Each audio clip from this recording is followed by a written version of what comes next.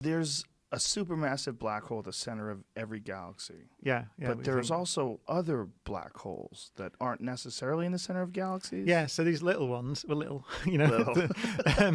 they're a few times the mass of the sun, and they're from collapsed stars. So they are stars at the end of their life, very bigger than the sun, more massive than the sun, but they run out of their fuel and they start to collapse because gravity squashes them. And if they're sufficiently massive, then there's nothing that can stop the collapse.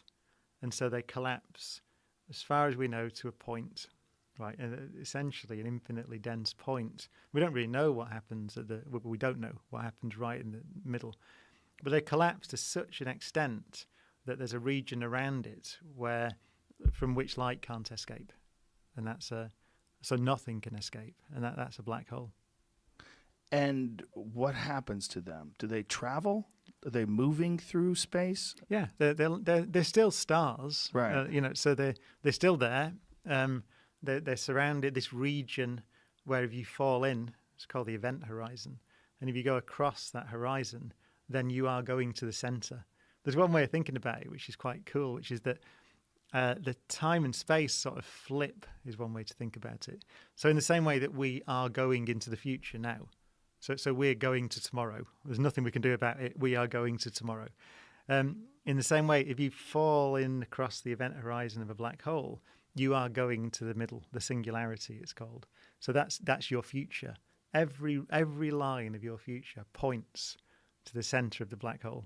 So it's kind of the ultimate of no escape, the ultimate prison. You're going to get squashed to an infinitely dense point. Not every star becomes a black hole at the end of its life? No, because if something like the sun, we have a small star. It's quite small, yeah. And when it collapses, there's a sort of a pressure, a force, if you like, which is caused by the fact that electrons don't like to be very close to each other. So it's called the Pauli exclusion principle. But essentially what happens is that, so as they get squashed closer and closer together, they move faster and faster to sort of get out of each other's way, if you like. And that makes a force which holds them up. And so that creates what's called a white dwarf star.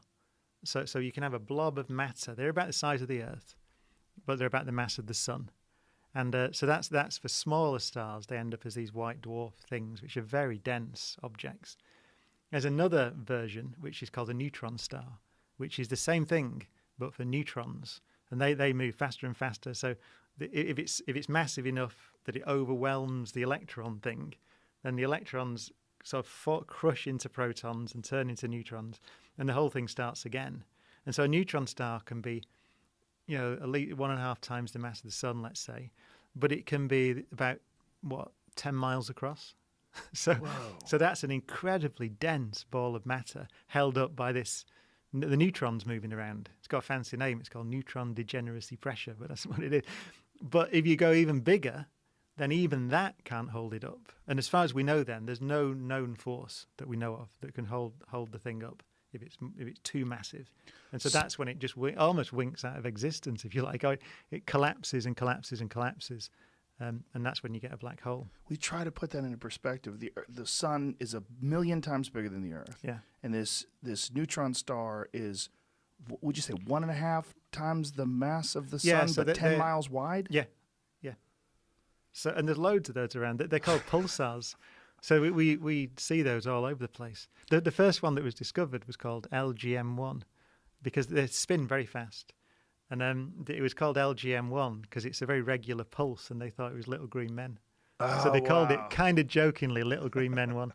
And so, yeah, we've seen that there's one called the Crab Pulsar, which is in the Crab Nebula, which we saw the supernova explosion. So that's when one of these stars explodes at the end of its life and then collapses to form a neutron star. And we saw that in 1054 AD.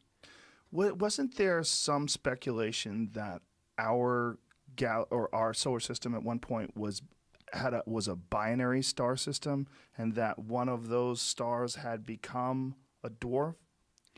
I don't know. Someone had read something about that in relationship to the dense object they believe is outside the Kuiper Belt. Yeah, I mean, there's some evidence. There's a bit of evidence that there's something out there. Yeah. Yeah. Because of the periodic extinctions and things on Earth. Like you get periodic bombardments from out in the Kuiper Belt. So yeah, I think one of the theories is periodic extinctions. Well, yeah. So for example, like there have been mass extinctions on Earth when a lot of the life died, and we don't know what caused all those, but sometimes they're impacts from space. That seems clear. And so, yeah, there are theories that there's something orbiting out there which can disrupt all these objects out in the Kuiper Belt that sends loads of comets and asteroids inwards to the inner solar system and can cause havoc. And so there's some people look at those theories